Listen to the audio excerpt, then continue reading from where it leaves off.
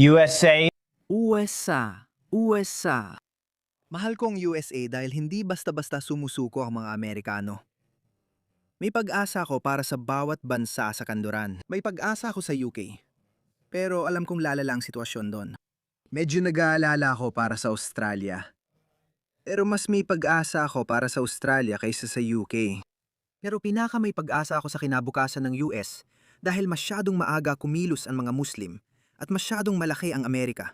Parang isang dambuhala na mahirap pabagsakin. Hindi mapapabagsak ng mga kulturang medieval na ito ang US. Pero nagawa nilang gumawa ng sapat na ingay para mapansin. Matagal ko na itong sinusubaybayan at matagal ko na ring sinasabi ito. Kailangan nating baligtarin ang takbo ng mga pangyayari. Kailangan nating baligtarin ang direksyong tinatahak ng kanluraning sibilisasyon nitong nakaraang 30 o 40 taon. Kailangan nating mabawi ang mga nawalang teritoryo sa tuwing gumagawa ka ng eksepsyon.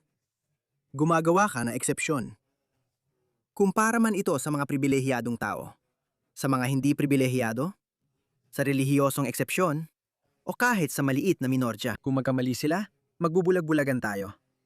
Kita mo na ang resulta. Kayo pa rin ang pinakakinamumuhian at galit pa rin sila sa inyo. Tinatawag pa rin kayong pinaka-racist na bansa. Gusto nilang gibain at pahirapan kayo. Kahit ano pa sila, ayaw pa rin nila sa inyo. Kaya kahit anong gawin ninyong pagpapakumbaba para sa kanila, ayaw pa rin nila sa inyo. Hindi pa rin nila kayo magugustuhan. Habang lumilipas ang mga dekada, Lalo silang tumatapang at nawawalan ng takot dahil sa dami ng espesyal na pribilehyo. Kahit gaano karaming pribilehiyo ang ibigay mo sa kanila, gusto pa rin nila ng higit pa. Sa tuwing may ibinibigay ka sa kanila, sa tuwing binibigyan mo sila ng espesyal na pribilehiyo na taliwas sa iyong mga pinapahalagahan, lalo ka lang napapaatras. Tinutolerate mo ang paglabag sa pinapahalagahan mo, kahit gusto mong maging mabait sa mga hayop. Itong mga taong ito, iginigit nilang dahan-dahang hiwain ang leeg ng mga hayop, na gaya ng baka at kamelyo, na labis na masakit. Gusto talaga nilang magdulot ng sakit. Kaya ang sinasabi mo, relihiyosong gawain ng halal, magbubulag-bulagan na lang tayo. Ano na ang nangyari sa mga organisasyon para sa kapakanan ng mga hayop? Nagbubulag-bulagan din sila, pero pagsasabihan nila ang mga puti, pinapahiya nila ang mga ito dahil sa pangangaso. Pinapahiya rin nila dahil sa malupit na factory farming at mga gawain. Sa totoo lang, ayos lang sa akin yon. Dapat tayong magpatuloy umunlad bilang lipunan. Pero bakit may ganitong eksepsyon? Tama na. Hanggang dito na lang. Sa tingin ko, nagpasya na ang Briton matapos patayin si Henry Knox na wala ng espesyal na pribilehiyo. Kahit kaunti lang ang mga Sikh na sangkot sa krimen sa Britanya, hindi ibig sabihin na dapat silang bigyan ng ganong espesyal na pribilehiyo. Pwede silang payagang magdala ng punyal, habang ang ibang mga Briton ay hindi pwedeng magdala ng kahit ano. Isa itong lipunang walang armas. Sa Amerika, sige, ayos lang. Sa Amerika, pinapayagan kang magdala ng baril. Kaya kahit magdala sila ng kirpan, relihiyosong punyal nila, ayos lang. Pero sa Australia, di ito dapat payagan. Pero pinayagan natin, espesyal na pribilehiyo na naman. Sa Britanya, pinayagan nila ito. Kaya wala na. Kaya masaya ako. Dapat nating bawiin ang posisyon. Ngayon ko lang nalaman ang tungkol sa babaeng ito. Kaya itong babaeng Muslim, gaya ng dati, ay isang Muslim. Tapat siya sa Islam. Itinalaga siya bilang punong guro, pero napilitan siyang bumaba sa posisyon dahil gumawa siya ng mga pahayag na politikal na Islamista sa social media. Bumalik na naman ang cancel culture. At sa wakas, tama ang direksyon nito. Panurin natin ang video na ito. May sasabihin si Gobernador Greg Abbott. Ang distrito na nagtalaga ng isang punong guro at ang punong gurong iyon, ayon sa kanilang social media, ay nag-post ng mga kontrobersyal na bagay tungkol sa Sharia law. Ipinagtatanggol at ipinapaliwanag ang Sharia law at iba pang mga bagay. Nagpahayag ang distrito ng paaralan sa Will Kane Show na nalaman nila ang maraming dating social media posts ng finalist para sa posisyon ng punong guro sa distrito. Matapos ang pagsusuri, napag-alamang posibleng labag sa social media policy ng distrito at sa mga inaasahan nito para sa mga kawani ang mga post, kaya ang kandidato ay Noon, ang social media policy ay sa mga konserbatibong boses lang ipinapatupad. Kung ikaw ay kanang konserbatibo o kristyano at may sinabi kang labag sa social media policy nila, ika-cancel ka. Masaya ako na nangyayari na rin ito sa kabila. Dapat may exemption para sa mga taga rito at mga kristyano. Sabi ng mga Muslim, kung pwede ang kampana ng simbahan, dapat pwede rin ang malakas na adhan o sigaw ng Allahu Akbar gamit ang loudspeaker. Hindi. Ang pribilehiyong iyon ay para sa mga Kristiyano. Ito ang bago kong paninindigan dahil dapat nating baliktarin ang takbo nito. Dati, naniniwala rin ako na, sige, dapat ipagbawal din ang kampana ng simbahan. Hindi ako pabor na iparinig ito ng malakas, pero dapat ipagbawal din ang kampana ng simbahan. Hindi dapat. Bahagi yan ng kultura ninyo. Likas yan sa kultura ninyo. Sige. At may karapatan kang ipagtanggol ito. At may karapatan kang ipaglaban ang iyong mga karapatan, mga pinahahalagahan at ang iyong pamana. May karapatan ka rito. Mga dayuhan at nagmamakaawang pumasok sa inyong bansa. Pakiusap, papasukin nyo kami. Magiging mabuti kami, magsisikap sa trabaho at magbabayad ng buwis. Kailangan mong tandaan na iyon ang naging batayan kung bakit sila pinapasok sa inyong bansa. Iyon ang mga kondisyon. At sinabi ng inyong mga politiko na ang mga taong ito ay darating at makikibagay at makikiisa. Ngayon, sinasabi nila na hindi na kailangan ng asimilasyon. Hindi, kaya nagkakagulo ang lahat. Kahit saan mo tingnan, hindi ito nagkataon lang. Ang mga bansang hindi multikultural o artipisyal na ginawang multikultural, gaya ng India o Pakistan, may iba't ibang etnisidad pero matagal na silang namumuhay na magkatabi sa loob ng maraming siglo. Kaya naman, walang kaguluhan doon. At least, wala namang labis na kaguluhan maliban sa karaniwan na talagang nararanasan ng mga bansang iyon. Ayos sa mga bansang yon, umunlad sila. Bakit ang kanluran ay tila bumabagsak mula sa loob? Lahat ng kulturang dinala sa ilalim ng pangakong mag-assimilate sila, hindi naman talaga nag-assimilate. May kasalanan din ang mga bansang kanluranin dahil hindi nila pinilit ang mga ito. Sa Texas, natayo pa sila ng lungsod para lang sa mga Muslim. Masaya ako na lumalaban ng Texas. At ito ay isang aspeto nito. Maililipat ng pwesto habang hinihintay ang resulta ng investigasyon. Sabihin mo sa akin ang tungkol sa balitang ito at sa mga alalahanin ng mga Texan sa paglaganap ng Islamismo sa Texas.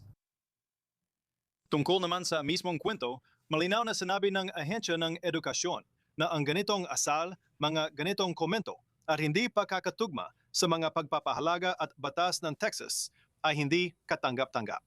At ang mga taong ganito ay hindi maaring maging punong guro. Nangyari ito matapos ang ginawa naming aksyon 2 linggo lang ang nakalipas, kung saan may organisasyong Islamiko na nagtangkang magtatag ng TexAM na parang Texas A&M na universidad kahit wala silang autoridad para doon. Isinampa ang kaso para ipasara sila dahil sa iligal na operasyon matapos ang insidente sa suburb ng Dallas. Tamang-tama ito ngayon. Mga kaibigan, ugaling parang mula sa ikatlong mundo. Parang sa isang bansa tulad ng US, isang sibilisadong bansa, kung saan kailangan mo ng permit sa lahat ng bagay, inisip nila na parang nasa Pakistan sila o kung saan man na pwede nilang gawin ang gusto nila. Pwede silang magtayo ng mosque dahil yun ang ginagawa nila. Alam mo ba ang ginagawa nila sa Pakistan? Nagtatayo sila ng mosque ng illegal. At dahil mosque ito, hindi ito pwedeng gibayin ng gobyerno. Tingnan mo ito. Ginawa rin nila ang eksaktong bagay na ito sa hapon. Tingnan mo ito. Tingnan mo ito. Inagaw ng mga Pakistani ang Japan. Embahada. Ang mismong embahada ng Pakistan na naglabas ng agarang babala sa mga Pakistani at sinabi sa kanila na huwag magtayo ng mga ilegal na mosque. Nahuli sa Japan ang mga Pakistani na nagtayo ng illegal na mosque sa Kawaguchi na walang permit at dumalo pa ang Pakistani ambassador sa pagbubukas. Ngayon, kailangang manawagan pa ang embahada ng Pakistan sa mga mamamayan nila na sundin ang batas ng Japan. Kahit nasa sibilisadong bansa, umaasal pa rin silang parang sa sariling bansa, kaya hindi talaga dapat. Tama lang yon, ayon din kay Gobernador Greg Abbott. Nagtatayo sila ng Texas A&M o kung ano man yon, nang walang mga pahintulot. Texas A&M, parang pangalan ng universidad, pero wala silang otoridad. May kasong isinampa para ipasara sila dahil illegal ang operasyon nila. Nangyari ito matapos ang insidente sa Grand Prairie, Dallas, kung saan sinubukan nilang magdaos ng event na para lang sa mga Muslim sa pampublikong park at iniutos kong itigil yon. Ilan lang yan sa mga hakbang na ginawa namin, kabilang na ang pagpapatigil sa pagtatayo ng Epic City sa hilagang silangan ng Dallas, Texas, kung saan hindi namin papayagan ang Islamisasyon ng Texas. Hindi namin papayagan ang mga eksklusibong komunidad para sa Muslim, mga lugar na bawal pasukan o katulad nito. Nagkaroon ng referendum sa balota sa primarya ng Republikano tungkol sa total na pagbabawal ng batas Sharia sa Estado. At tiyak na maipapasa yon sa susunod na sesyon pagbalik namin sa susunod na Enero. Kaya nga, mas marami kaming nagawa kaysa ibang estado laban sa pagtatangkang palaganapin ng Islam o radical na Muslim sa amin. Mahal ko si Gobernador Greg Abbott. Sana marami pang politiko sa kanluran ang katulad niya. At sa tingin ko, may kakaiba talaga sa Amerika. Kailangan kong sabihin ito. USA, USA, magaling. Oo, at ganyan talaga ang ginagawa nila saan man sila pumunta.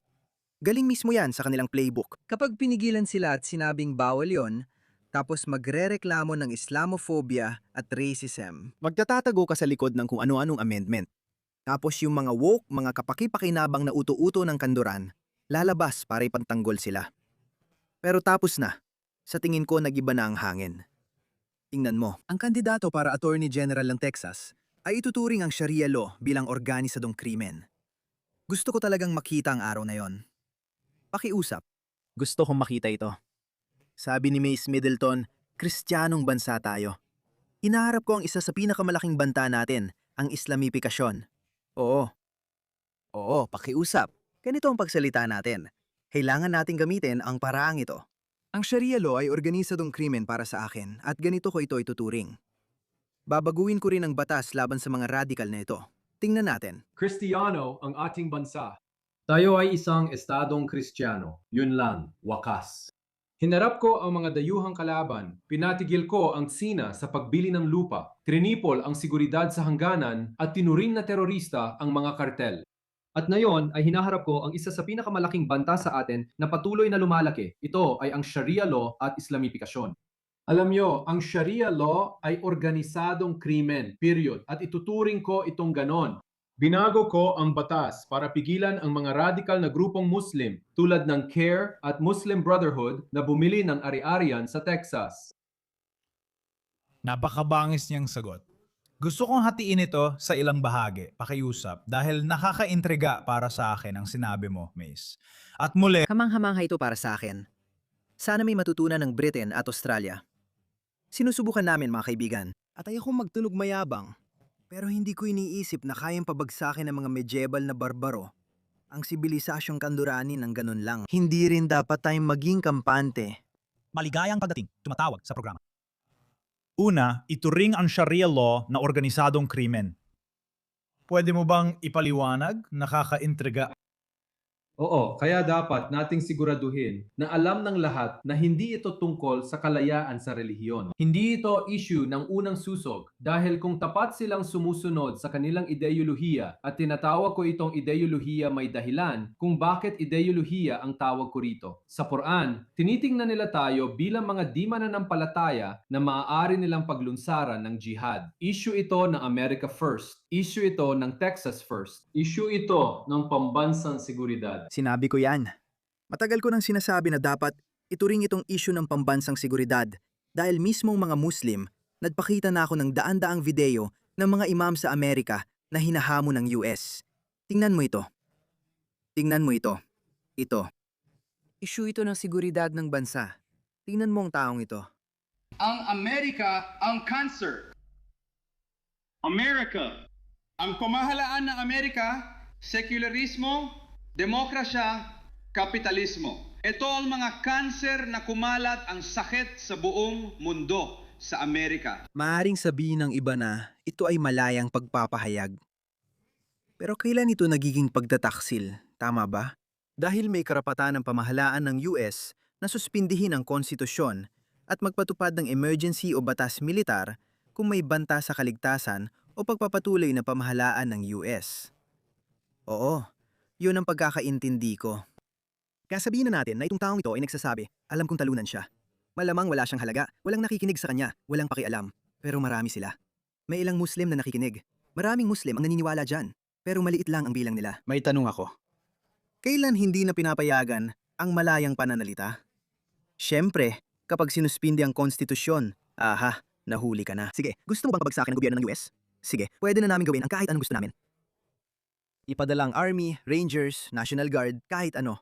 Ang tanong ay, papalampasin mo ba ito? Kaya may basta-basta na lang bang hangganan? Yung sasabihin mong, alam mo, sobra na ito. Kailangan ko nang makialam. Kung magkasundo tayo na hindi ito papayagan, hindi matutupad ang layunin nila at hindi rin ito papayagan ng US government. Kaya bakit hindi natin ibalik ang mga batas laban sa pagtataksil?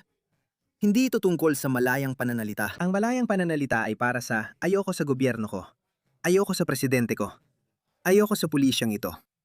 Gusto kong baguhin ang pulisyang ito. May saysay yon dahil para sa malayang pananalita yan. Dapat mong kayang punahin ang presidente. Wala tayong hari, emperador o diktador. Yan ang layunin ng malayang pananalita. Pero kung ginagamit ang malayang pananalita para pabagsakin ang US government at palitan ito ng makalumang pamahalaan tulad ng isang kalipato, bakit natin papayagan yon? Kasi ngayon, naging pagtataksil na yan. May mga nagsasabi na pinapayagan ng malayang pananalita, pero hindi ang panawagan sa karahasan. Bakit karahasan ang hangganan? Bakit hindi tayo pwedeng magtakda ng limitasyon doon? Sige, pwede mong batikusin ang politikong ito, ang politikong iyon, mga presidente, ang pulisyang ito, ang pulisyang iyon, pero hindi mo pwedeng gawin ito. Hindi mo pwedeng hayagang manawagan na pabagsakin ang gobyerno ng US? Dahil kapag bumagsak ang gobyerno ng US, sabihin na lang natin na kung bumagsak na talaga ang gobyerno ng US, sino na ang mga alaga sa ikalawang susog? Sino na ang magpuprotekta sa kalayaan mo magsalita? Dahil ang gobyerno ng US ang nagpoprotekta sa ating kalayaan sa pagsasalita. Kung papalitan mo ang gobyerno ng US ng kalipato, wala namang kalayaan sa pagsasalita doon. Hindi ka rin papayag ang magsalita ng kahit ano. Kaya para sa akin, parang taliwas ito sa lohika. Bakit natin pinapayagan magsalita ang mga naisirayan o talikuran ng kalayaan sa pagsasalita? Ito ang dahilan kung bakit gusto ko ito. Issue ito ng pambansang seguridad. Ito ang unang issue. Issue ito ng pambansang seguridad dahil hindi nila iniisip na karapat dapat tayong mabuhay bilang mga Amerikano o bilang mga Kristiyano. Bilang mga hindi Muslim, Ganito tayo pinahihina gamit ang alyansang pula-berde na nakita natin. Marami ang nakakita nito sa Kapitolyo 10 Utos na binanggit ko rin. Alam mo ba kung sino ang naglabi laban doon? Kulan mo, tama, yung radikal na grupong teroristang Muslim. Ipinapakita niyan kung ano ang layunin nila. Sinusubukan nilang sirain ang bansang ito at sinusubukan nilang sirain ang estadong ito dahil sigurado ang kaliwa dito. Kapag nakuha nila ang Texas, hindi ako Kristiyano at di ko babanggitin ang 10 utos o Biblia. Pero lubos akong sumasang-ayon sa kanya. May sariling adyenda ang mga Islamista. May sariling adyenda ang mga makakaliwa. Galit sila sa isa't isa. Wala silang pinagkakasunduan maliban sa isang bagay. Pareho silang galit sa kanduraning sibilisasyon, maging sa Kristyanismo, konstitusyon ng US, o sa diumanay imperial na nakaraan ng kanduran, at nais nila itong gibain. Pareho nilang gustong maghasik ng anarkiya o pabagsakin ng umiiral na sistema para mapalitan nila ito. Tapos mag-aaway rin sila dahil dumating na ang panahon. Sino ang may karapatang mamuno sa bagong mundo? Ayan yon. Ganon kalalim ang kanilang alyansa. Ang alyansang ito ay nabuo dahil sa galit sa kanluran. Sila ay mga nagagamit at tangga. Pero alam kong, ang ideolohiya ang gumagawa niyan. Pero kahit ang mga tagasunod nila, mga taong sumusunod sa ideolohiyang yon, unti-unti na silang nagigising. Sigurado ako ng 100% sa buong kanluraning mundo. Pero hindi ako sigurado sa Amerika. Dahil kadalasan may faktor ang kasalukuyang nakaupo. Siguro ang midterm elections ang magsasabi ng kasikatan ng konserbatibong kilusan. Umaasa talaga akong hindi mananalo ang mga demokratiko. Ngunit sa iba pang bahagi ng kanduraning mundo, mas nakiling ito sa kanan. Yung mga woke at kaliwang baliw noon, pwedeng maging konserbatibo sa hinaharap. Kaya huwag tayong mawala ng pag-asa. kinuha na nila ang bansa. Hindi tayo makakapaghalal ng republikanong presidente kung wala ang Texas. Alam nila yan. Pinupuntirya nila tayo, halimbawa si James Talarico. Baliw ang taong iyon. Ito ay isang tao na nagsasabing siya ay isang pastor. At ginagamit ko ang air quotes dahil may dahilan. Sinabi niyang may biblical na dahilan para sa aborsyon. Sinabi niya na ang Diyos ay non-binary trans. Sabi niya hindi Kristiyano at hindi Amerikano ang magpaskil ng 10 utos sa mga paaralan. Alam mo ba reaksyon ko? Bumili ako ng 10 utos posters para sa lahat ng paaralan sa distrito niya at idinonate ko bilang parangal sa kanya. Kaya nung sinabi kong hindi ako Kristiyano, hindi ko gagamitin ang Biblia o 10 utos.